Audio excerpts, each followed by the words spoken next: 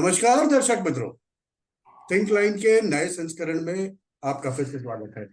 जैसे कि आप देख रहे हैं, हमारे साथ आरवीएस मनी जी फिर से जुड़े हुए हैं और उनसे हम जब बात करते हैं, राष्ट्रीय सुरक्षा की बात करते हैं, सनातन की बात करते हैं और सनातन की विक्ट्री की बात करते हैं, विजय की बात करते हैं। आज भी हम कुछ ऐसा ही विषय लेके चलने वाले हैं।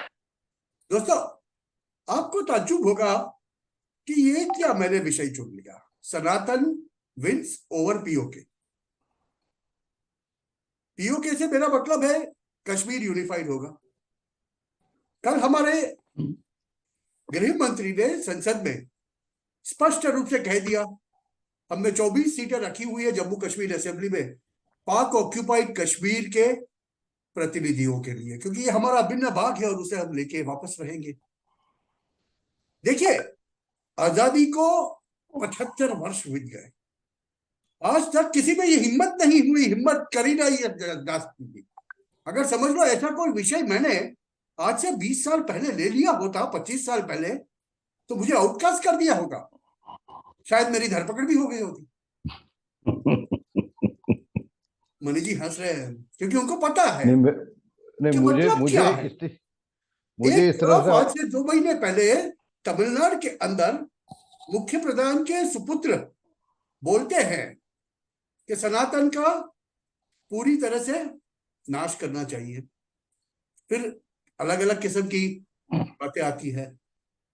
परिणाम यह आता है कि अभी अभी संपन्न हुए 5 राज्यों में से 3 जो हिंदी हार्टलैंड के राज्य थे, वहां से कांग्रेस का और वो अलायंस का पत्ता कट हो जाता है। अभी 48 घंटे नहीं हुए, डीएमके के दूसरे सांसद ने बोल दिया गौमूत्र राज्य में भाजपा जीतती है, और उसके दूसरे दिन अमित शाह जी ने शेख अब्दुल्ला को भारतीय संसद के अंदर ऐसा लताड़ा जिसकी मिसाल नहीं मिलेगी। तो ये सब की बातें करनी है और हमें जानना है कि सनातन का ये उद्भव कैसे हो गया, भारत के अंदर रिसर्जेंस कैसे हो गया। सनातन तो हम हजारों सालों से प्रैक्टिस करते आए, मैं, आप, मनी जी, सब, मगर ये रिसर्जेंस कैसे हो गया और क्या जरूरी है। सनातन को आंख दिखाना क्या जरूरी है? सनातन अगर अपनी आंख नहीं दिखाएगा तो क्या उसका काम अभी नहीं होगा? मनी जी, आपका बहुत बहुत स्वागत है हमारे छोटे से चैनल के ऊपर। मैंने पूर्व भूमिका तो बना दी, अब फ्लोर आपके पास है। सर, आप शुरू कीजिए। आपने बहुत ही महत्वपूर्ण बात से शुरू किया था कि 20 साल पहले अगर मैं ये कहता कि पीओके में 24 सीट के बारे में बात करता तो मुझे आउटकास्ट किया जाता, ऑस्ट्रेसाइज किया जाता। मैं हंसने लगा था उस वक्त, क्योंकि मेरी एक अनुभूति है 2010 में इंटरलोकेटर जा रहे थे तो उसी इसी लाइन पे इतना नहीं लिखा, इससे थोड़ा हल्का ही लिखा था कि 370 के लिए कोई संवैधानिक संशोधन की आवश्यकता नहीं है। ये कहने पे ही मुझे आउटकास्ट कर दिया जाता है, इसका मुझे अनुभूति है। ये ये किताब फाइलों में, भारत सरकार के फाइलों में संभवतः मिल जाती है, अगर वो तत्कालीन सरकार जाने से पहले डिस्ट्रॉय ना किया हो तो ये है। और उसी उसी लाइन पे चलते हुए 2009 6 अगस्त 5 अगस्त को ये डिसीजन निर्णय लिया गया। 2009 5 अगस्त 2019 को ये निर्णय लिया गया था और संवैधानिक संशोधन किए बिना ही उन्होंने 370 को अलग कर दिया, क्योंकि ये 370 के अंदर सब क्लास 3 सब क्लास डी के अंदर ऐसा ही एक प्रोविजन था कि वह कार्य क्षेत्र को या तो आप उससे हटा दिया जाए या फिर ज्योग्राफिकल क्षेत्रों को उसमें से हटा दिया जाए, मगर उसमें किसी ने पढ़ा ही नहीं। और हर बार इसी भ्रम में कहा गया था ये 370 के लिए हमें संवैधानिक संशोधन चाहिए, जो बिल्कुल झूठ फैलाया गया था और किसी ने पढ़ा नहीं। ये पहला झूठ तत्कालीन सरकार की, वो कांग्रेस की हो या नेहरू की हो, कल जो उन्होंने तो ओपनली कह दिया कि ये तो बिट्रेयल ऑफ द नेशन वगैरह है। और दूसरा ये भी बात है कि पीओ, हम इसी भ्रम में जीते रहे कि पीओ के हमारा नहीं है, पीओ का हमारा ही रहा है, हमेशा रहा है, 1943 में भी रहा था, अब भी हमारा ही है। ये तो गलत एक भ्रम फैला फैला के हमारे दिमाग पे पीट पीट के डाला गया है कि वो पाकिस्तान का एक अंग है, जो सरासर सच से मुंह मोड़ने वाली बात है। और इसी को हमने आज सकारात्मक तरीके से, कल गृह मंत्री ने यही चीज कहा और उन्होंने ये भी आश्वासन दिया कि हम इसको ओरिजिनल लेवल पे पीओके लेके रहेंगे। इसी अनुमान में उन्होंने 24 सीट पीओके के लिए, इसका प्रोविजन है 87 + 24, 111 सीटों की असेंबली थी। तो ये बहुत बहुत ही महत्वपूर्ण निर्णय है। उसके साथ साथ जो 370 के जो रूल्स नोटिफाई करते समय, रूल्स को पार्लियामेंट में रखते समय जो बाकी जो चीजें कही है वो भी बहुत ही महत्वपूर्ण है। अच्छा, इसका कारण क्या था? इसका मैं एक बहुत मूल कारण बताता हूं। 2005 से लेके 2010 तक आप कश्मीर में एक तरीका देखिए, एक पैटर्न देखिए। वह गिलानी हो या मिर्वाइज फरूक हो या कोई भी SAR गिलानी हो या मिर्वाइज फरूक हो या यासीन मलिक हो, जो भी हो, इनको पैसा कमाने का एक जरिया था। कुछ परिवार जो जिनके बारे में लताड़ा भी गया, जिस परिवार के बारे में, और दूसरे परिवार जो अपने ही बेटी को अवगत किडनैप करा के फिर उसको वापस छुड़वा के उसके एक्सचेंज में टेररिस्ट छोड़े थे। ये दरअसल सारे मित्रों, परिवार। आपको याद ना हो तो मणि जी को मैं छोड़ूंगा, मैं सीधी बात करूंगा। ये तो बातें कर रहे हैं फ्लो में, मैं कहूंगा ये कंधार की बात है, कंधार वाले एपिसोड की बात है। कंधार नहीं, मणि जी कंधार की नहीं, तो- कंधार नहीं, कंधार से पहले की बात। अच्छा। 1989 में तत्कालीन गृह मंत्री VP सिंह सरकार ने, उन्होंने अपनी बेटी को किडनैप करवा के हम मुफ्ती मोहम्मद शहीद ना। टेरर, हाँ, और उन्हीं की जो बड़ी बेटी है वो आज चिल्ला रही है ये हो गया वो हो गया। इन सब का पैसा कमाने का एक जरिया था, एक सोर्स ऑफ इनकम था। आज भी मैं कहता हूं, आई विल पुट इट, कि इनका सोर्स ऑफ इनकम को चेक किया जाए तो पता चलेगा कि बड़े बड़े इंडस्ट्रीज के तुलना में ये उतने ही जगह पे उतना ही इनके पास असेट्स हैं। कश्मीर के अंदर है, कश्मीर के बाहर है, दिल्ली में। और एक बहुत भी महत्वपूर्ण मैं किस्सा सुनाता हूँ। 2010 में कई चीजें हुई थी, उसमें एक भी था कि किस इंडस्ट्रियल हाउस सेपरेटिस्ट लीडर्स का हम कुछ लोगों ने मिलके उनका असेट होल्डिंग बताया था, तो वो इंडस्ट्रियलिस्ट के बराबर थी।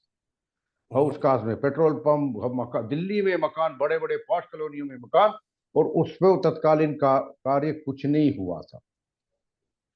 मेरे बाहर जाने के, मैं फिर नई सरकार आ गई 2015 में, और ऐसे ही बात करते करते कोई और किसी चीज में बातचीत करने कोई आया था, तो मैंने कहा यार एक फाइल पड़ी होगी, उठाओ।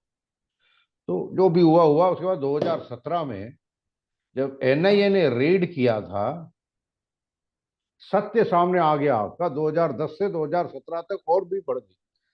उसका कारण कहां से पैसा लेते थे ये बताता हूं। एक तो बाहर से आता था, मुजफ्फराबाद श्रीनगर का ट्रेड खोल दिया था इसने। महबूबा मुफ्ती के टाइम पे उन्होंने ट्रेड रूट, ओपन रूट खोल दिया था। इतनी smuggling, under pricing, terror funding सब वहीं से होती थी, कश्मीर मिलिटेंसी फंडिंग। उसके बाद आप एक चीज का केसर का स्मगलिंग होता है, केसर का अंडर स्मगलिंग होता है। केसर का जो मूल्य होता है वो सोने से ज्यादा मूल्य होता है।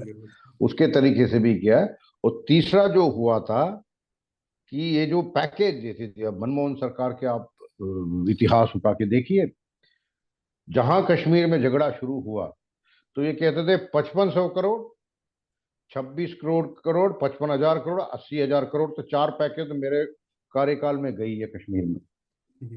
और एक पैकेज में आप देखेंगे कि क्या क्या प्रोजेक्ट सैंक्शन हुए। School construction of a room in a school in area called पठन, पता चला हर पैकेज में वही है। और हर पैकेज में जहां जहां पर 80,000 में रूम बनती थी वहां 1.5 लाख में बनती थी। ऐसे ऐसे फिक्शियस कर करा के टेररिस्ट और ये पॉलिटिकल लीडर्स लूटते थे। बहरहाल 2015 के बाद वो बंद हो गया, और रेड के बाद तो बिल्कुल ही बंद हो गया 2017 के बाद। ये एक बहुत बड़ी बिंदु है। मैं अनुभूति से कह रहा हूं, मैं ऐसे नहीं कह रहा। आप जाके इसका पुष्टिकरण कर सकते हैं ये। और दूसरी बात आई थी ना, इसलिए कश्मीर में आज सवेरा है, अभी से सनराइज एरिया, सनराइज शुरू हुआ है। सूर्योदय, उदय, कश्मीर उदय कह के बोलना चाहिए। जब जिस दिन POK आ जाएगा उस दिन संपूर्ण उदय हो जाएगा। कब आएगा सर पीओके? तो अब हो जाएगा। देखिए ऐसा है इसमें, ऐसा नहीं है कि कर नहीं सकते। आज भी एक तो हमारा शारदा पीठ का जो मंदिर है वहाँ स्थापित हो ही गया, पूजा चल रही है, सनातनी विधान से पूजा चल रही है। श्रृंगेरी शंकराचार्य के जो सन्निधानम थे वहां जाके उसका उद्घाटन भी किए थे, तो एक बहुत ही हो गया। परंतु अब सूर्योदय संपूर्ण मध्यांतर सूर्य आने के लिए, संपूर्ण टोटल सनशाइन आने के लिए, उसके लिए कई बिंदुएं होती हैं, जैसे कि आपको इंटरनेशनल लेवल पे भी देखना है, क्योंकि आज भी, इवन आज तक इंटरनेशनल कम्युनिटी ने हमस को कंडम नहीं किया। और मैं एक बता दूं, ISIS, Hezbollah, Hamas, al Qaeda, Kashmiri Pandit, Tehreek Lashkar e Taiba, सब एक ही chip of the same block बोलते हैं ना, एक ही ईंट के एक ही अंदर थाली के अलग अलग चड्डे बट्टे हैं। कटे हुए हैं। बिल्कुल यही चीज है, और इसलिए इसको इमीडिएटली डिप्लोमेटिक एक तरह का वातावरण इनको बनाना पड़ेगा, फिर सुरक्षा बलों के सक्षमता से जाके किसी भी समय पे, और कॉन्स्टिट्यूशनल अमेंडमेंट से या एनेक्स, उसको क्या, यूनिफिकेशन ऑफ कश्मीर ऑर्डर करके एक निकाल के, जो भी कानूनी प्रतिक्रिया होगी संसद से होगी या रेजोल्यूशन से होगी या कैबिनेट डिक्लेयर करेगी, ये सब इसके ऊपर तो खूब काम करना पड़ेगा, क्योंकि ऐसा ना हो कि ये स्थायी रूप पे PoK will be a part of Kashmir and including Gilgit and Pakistan, let us be under no illusion. मगर सर ये कल तो फारूक अब्दुल्ला जी बहुत तिलमिलाए थे, क्यों? अरे भाई, मैंने इससे थोड़े पहले लोगों को बोला सर था सर पूर्व लोगों में कि लोगों को देखो, देखो, जो दर्शक होते हैं ना उनको सीधा जानना होता है, वो सीधी बात करते हैं। सीधा जानना होता है कि उनका ही मेजर, एक आप बात बताइए, इतना बड़ा आदमी जो है, कभी भी उनकी पत्नी जो हमेशा लंदन में रहती है और लंदन में full fledge aristocratic life lead करती है। एक चीफ मिनिस्टर कितना भी बड़ा देश का हो, कितना भी संपत्तिजनक उसका लीगेसी रहा हो, उसके पूर्व से कितने भी है, लंदन में उस तरीके का जीने के लिए, और एक बेटी हिना अब्दुल्ला भी वहीं रहती है, और कई चीजें, तो ये इसके ऊपर आज तक किसी ने प्रश्न चिन्ह नहीं उठाया कि भाई इस आदमी के बाद ये गोल्फ खेलने के लिए यूके जाता है, वो कैसे जाता है, कहाँ से इसकी संपत्ति आती है, आय क्या है।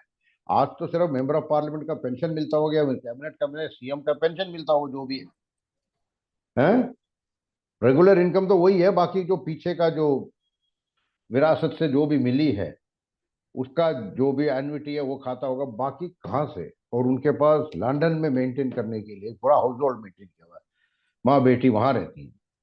इसके ऊपर मैं कुछ नहीं कह रहा, उनके पास हो सकती है, मैं कह रहा बस ये वैध है अवैध है अपने आप को डिक्लेयर करते हैं। इनकम टैक्स भी कई साल तक तो इनकम टैक्स का भी वहां चलता नहीं था। एक तो एक बार रेड में गए थे तो उनको पकड़ के पीटा भी था इनकम टैक्स डिपार्टमेंट ने, क्या अधिकारियों को बहुत मारा, लोकल गुंडों ने मारा। जैसे कश्मीर में क्या होता है, जैसे आज भी जब इलेक्ट्रिसिटी बिल का नोटिस गया इनके पास, 70 साल से वो मुफ्त में बिजली खा रहे थे, अब उसको फिर बिजली विभाग के आदमियों को पीटने लगे। तो ये सब बहुत बड़ी चुनौतियां हैं। और इसमें एक बहुत मुख्य बिंदु है, पीछे पिछले 10 दिन पहले वहां के जो लेफ्टिनेंट गवर्नर हैं, उन्होंने 2 लोगों को पहले नौकरी से निकाला कि आईएसआई के साथ थे। उससे पहले आप पूरा इतिहास पढ़ के देखें तो पिछले 4 साल में 2019 के बाद आपको कई लोग नौकरी से विलंब कर चुके हैं। इसका कारण क्या है कि उस एक ऐसा कार्यकाल था मोनी बाबा जी का प्रधानमंत्री किया, उससे पहले भी, जहां मसूद अजहर के फोन पे कश्मीरी सरकार में नौकरियां लगती। मसूद अजहर, दर्शक मित्र बराबर सुनिएगा, मैं फिर से रिपीट करता हूँ। मसूद मसूद अजहर अजहर के के फोन पे रिकमेंडेशन कश्मीर पे में नौकरियां मिलती थी, ये जमाना था कश्मीरी सरकार में सरकार में। एक ऐसा भी कार्यकाल रहा है। हम्म, और ये पूरा सबको अवगत है। यही लोग आज भी, उनको क्या चुनौती आ रही है, कुछ भी करने से पहले कई बार हम सोचते, देखिए किसी भी कर्मचारी का जो फोर्स होता है, बल होता है, उसको 100% रिप्लेस नहीं कर सकते, क्रैश हो जाएगा, इंस्टीट्यूशनल मेमोरी खत्म हो जाती है इंस्टीट्यूशनल। तो उसके लिए कुछ ना कुछ रखना पड़ता है, जो करते करते करते करते जितना हो सकता है सफाई हो रही है।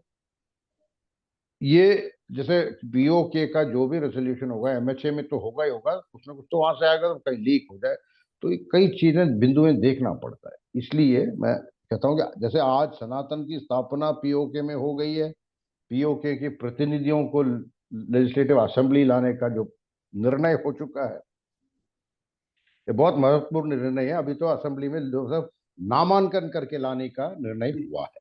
हुआ कल जो हुआ है नामांकन का निर्णय हुआ है। 7 मेंबर्स। अभी अवश्य वो आगे संख्या 1 हो या 4 हो, ये एक बहुत बड़ी स्टेटमेंट है, एक बहुत बड़ी सूचना है सारी दुनिया भर, विश्व भर को एक सूचना है।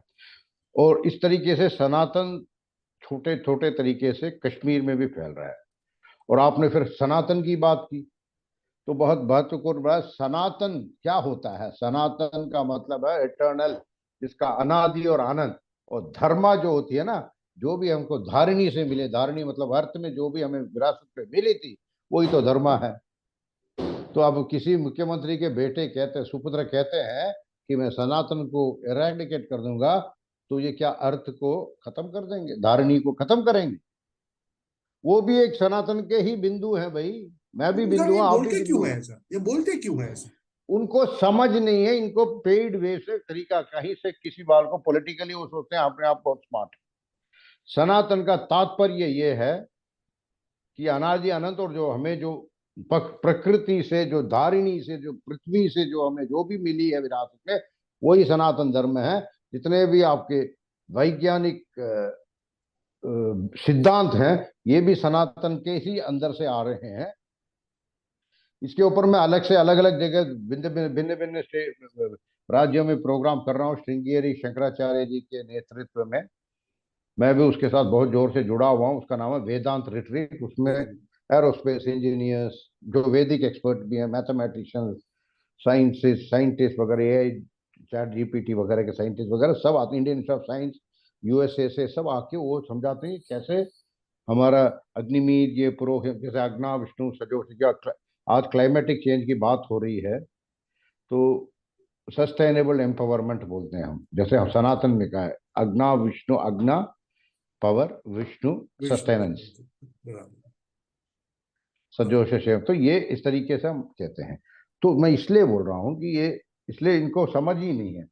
और मैं ये चाहता हूँ कि आपका तो, आप तो गुजरात मूलवासी हैं, कभी किसी संदर्भ में आप गुजरात में भी करेंगे। अभी तो बाकी जगह इतना ज्यादा प्रोग्राम हो गए ना, तो कार्य श्रेणी देंगे, परंतु ये बहुत जरूरी है। और इसी सनातन को जो भी करता है उसको ये समझ ही नहीं है कि सनातन है क्या। ये बहुत बड़ी चीज है। और इसको सनातन को जिसने सनातन को प्रताड़ा, उन्हीं को धारिणी ने प्रताड़ा। धारिणी मतलब माँ पृथ्वी। और यहाँ पर क्लाइमेट चेंज की बात होती है, क्लाइमेट चेंज की बात होती है। क्लाइमेट चेंज सनातन से जुड़ी हुई है। अर्थ, वन अर्थ, जैसे प्रधानमंत्री ने कहा वन अर्थ, G20 में उन्होंने वन अर्थ कहा था। जो एक जो एक धारिणी है, वो एक ही धारिणी है, हम सबकी माँ है। वो अफ्रीकन की भी माँ है, फिलिपिनो की भी माँ है, फिनिश की भी माँ है, और भारतवासियों की माँ है। और जहां G20 में बात हुई, वहां पर इन्होंने फिर एक और छेड़ा भारत के ऊपर। अरे भारत क्या होता है समझ तो लो पहले।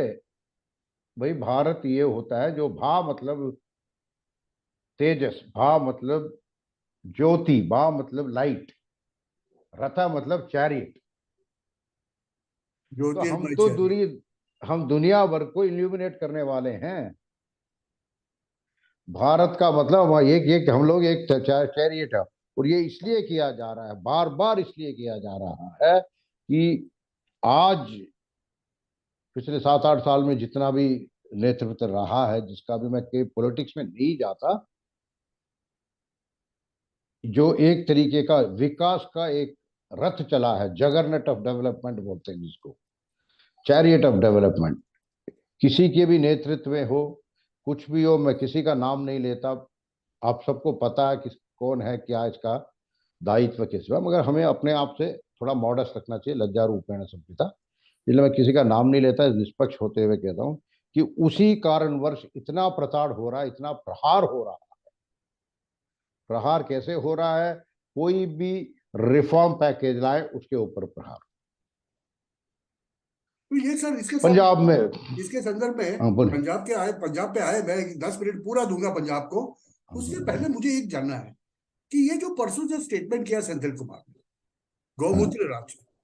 अभी ये तो गाली जैसा है, actually that is the term use Pakistani soldiers कहो, इंट्रूडर्स कहो, वो लोग यूज करते थे। तो और ये ऐसी सब बात अंदर, कर देना एक एमपी के द्वारा, ये माइंडसेट क्या है सर? ये माइंडसेट क्या है ये इनका? देखिए आप आज कई जो विपक्षी से जगह से शासित राज्य हैं उसमें जाके देखिए, ये बहुत ज्यादा माइंडसेट गंदा हो रहा है। यहां तक कि आपको सत्य चीज बताने से इनकार कर रहे हैं। और ये माइंडसेट जो है ये वहीं से आती है। मैं ये नहीं कह रहा कि ये मुस्लिम ब्रदरहुड से आती है। एक बहुत अच्छा लेखक ने ग्रंथ लिखा है, मुस्लिम ब्रदरहुड द सीक्रेट अपैरेटस। क्या वहां से आती है ये तो स्थापित नहीं हो पाएगा, परंतु मानसेट वहीं से, मानसिकता वहीं से आ रही है। पाकिस्तानी मानसिकता यहीं आ रही है। पाकिस्तान के साथ मिलजोट के ही किसी वक्त कई बार भारत के विरुद्ध षड्यंत्र हुआ।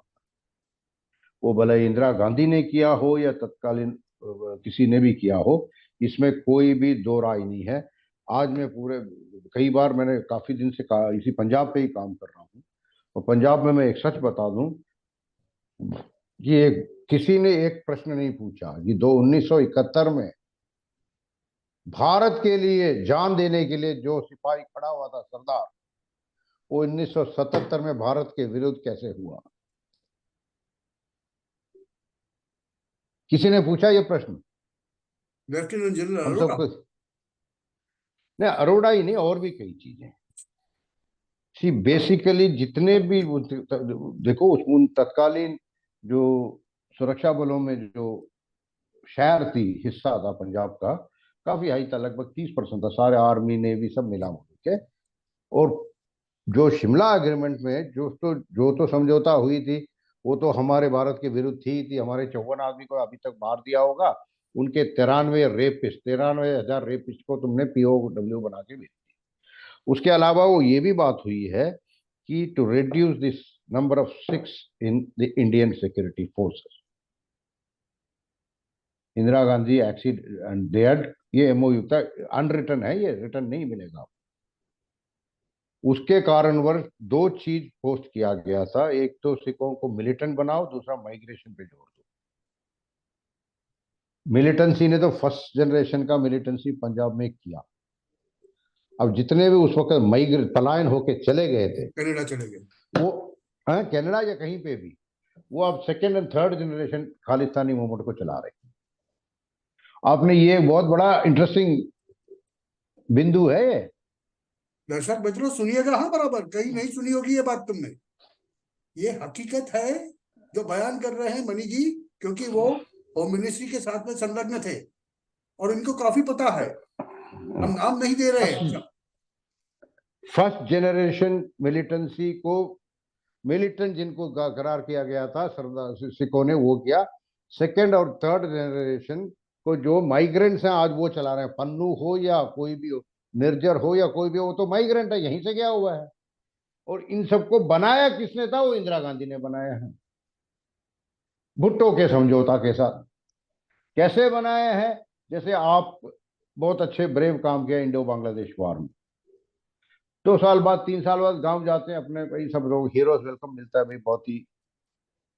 उसको क्या करेगा? पंजाब पुलिस ले जाएगी सुबह, कुछ नहीं होगा, शाम तक बिठा के छोड़ दे। ये किस्से, ऐसे ऐसे किस्से हुए, स्पोकन टू पीपल। 2 3 तीसरे बार कहता है यार सारे पंजाब में गांव में इज्जत उतार दी, उनको अपमानित करके खत्म कर दिया। उनका जितना भी वो जो वेटरन का जो गरिमा था वो खत्म किया। फिर जितने भी बड़े बड़े नेता, जितने भी बड़े बड़े जनरल्स थे इंडो बांग्लादेश, मानेक शॉ का पेंशन रोका गया था, आपको तो पता ही होगा। सैम बहादुर का, यस। अरोड़ा, अरोड़ा जी को कुछ नहीं मिला। JFR Jacob joint BJP। तो सुमेध सिंह के साथ तो एक दिन पहले सस्पेंड किया, ठीक है, बाद में उन्होंने जो किया वो गलत किया, मगर जो उनका जो सुमेध सिंह का तो अल्टीमेटली वो जाके खालिस्तान कमांडो फोर्स का कमांडर बन गया, एडवाइजर बन गया। मगर भिंडरा वाले को पैदा करने वाली तो वही थी। इतने पैसा गया है उधर, पता आप समझ नहीं रहा है। ये सब पाकिस्तान के साथ टैंडम में किया। तो मैं जब कहा था इवन 26/11 में मेरा स्टेटमेंट है, आज तक इसका कांग्रेस से कोई प्रतिक्रिया नहीं आई। 26/11 was a fixed match between Indian national Congress and ISI. ये मेरा स्टेटमेंट है प्रेस में, 2018 में, 5.5 साल हो गए, 6 साल होने में। इसी तरीके से ये सिख मिलिटेंसी का सीडिंग जो है वो इंदिरा गांधी ने ही किया था, उनको पैम्पर करके। आज गुप्तवंत पन्नू 13 दिसंबर को पार्लियामेंट उड़ाने की बात कर रहा है, इसका नींव तो वहां रखी गई है। ये तो सेकंड जनरेशन माइग्रेंट है, जो माइग्रेंट है ये तो सेकंड जनरेशन खालिस्तान वार को चेट रखता है। तो ये सब देखिए, तो काफी कुछ उन्होंने भारत के साथ, कांग्रेस ने अब अपने आप स्व इच्छा किया या किसी का हाथ था पीछे, इसके ऊपर तो कोई ज्यादा जांच चाहिए, इसके ऊपर ज्यादा आपको सामान ढूंढना पड़ेगा। परंतु ये है कि आज अगर गुप्तवंत पन्नू शोर मचा रहा है, इसका भी मूल कारण वहां पर है, माइग्रेशन एंड मिलिटेंसी। मिलिटेंसी में बहुत पैसा गया काफी लोगों को, और जैसे देखते थे गांव में प्रॉपर्टी फाइट है, उनमें से एक पुलिस वाले से भिड़ने के लिए मिलिटेंसी शुरू कर दी, ऐसे ऐसे। और gradually six from the Indian security force reduced as per earned commitment. और उसके बाद in the mean time Bhutto को सर पे चढ़ा दिया, फिर जिया उल हक आया, वो जिया उल हक ने अपना तरीके से और ज्यादा गड़बड़ किया। तो ultimately this is what happened. Indira Gandhi अभी डाइड क्या बाय है, द अभी सेम। क्या स्थिति है पंजाब में? अभी पंजाब में स्थिति ये है कि आज भी वहां पर डिराइजेशन चल रहा है, ड्रग्स का खूब सारा चलता है, ईसाई से कन्वर्शन बहुत हो रही है, चिट्टा जाता है, और ये जो पराली बर्निंग है, पराली जलाना, ये जानबूझ के कर रहे हैं। देखिए, मुझे कुछ लोग जो है ना हरियाणा के जो बॉर्डर गांव से, उससे पराली ट्रैक्टर में ले जाके वहां बंद करते वहां जलाते, और वो पूरा कॉन्ट्रैक्टर माफिया टाइप लगी हुई है, जो अब क्या बोलते हैं, अपमान सरकार या अपमान सरकार जो भी है, वहां तो सरकार अपमान की है ना, तो अपमान सरकार की है तो वो चला रहे हैं, ठीक है भाई। तो बट ये बहुत ही देश के लिए हित में नहीं है। पूरा आपका फार्मर स्ट्राइक उन्होंने सपोर्ट किया, अपमान सरकार ने, और ये भी सब करते करते ये भारत के बारे में कोई नहीं सोच रहा। भारत सनातन इन दोनों का एक बहुत अच्छा रिश्तेदार है, संबंध है, इसको कोई देना, ये तो बिल्कुल जुड़ा हुआ है। भारत रहेगा, सनातन रहेगा, भारत रहेगा, भारत रहेगा, सनातन रहेगा, और भारत रहेगा तो विश्व में शांति रहेगी, विश्व में शांति रहेगी। अभी सर ये लास्ट बहुत क्वेश्चन हम बंद करें महत्वपूर्ण। उससे पहले, ये जो कहा ना आपने, भारत रहेगा विश्व में शांति रहेगी, अगले 5 सालों में आप भारत को सनातन के साथ में कहाँ जाते हुए देखते हैं, और 2024 में क्या होने वाला? 2024 का तो निर्णय तो बिल्कुल ही निर्णित है, इसमें कोई पूर्वानुमान लगाने की जरूरत नहीं है। देखिए, आज इन्होंने कितना कोशिश कर लिया, वो जो भी मामा जी को बोला या चाचा जी को बोला, जो भी है,